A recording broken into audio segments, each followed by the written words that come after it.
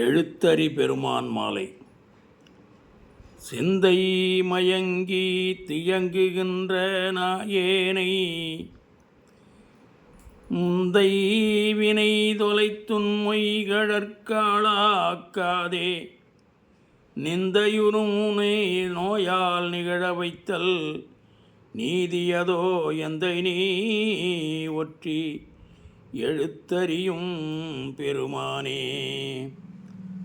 மத்தனைவன் நெஞ்சகனை வஞ்சகனை வன்பிணிகொள் பித்தனை வீண்ணாள் போக்கும் பேயேனை நாயேனை முத்தனையாய் உந்தன் முளரித்தான் காளாக்க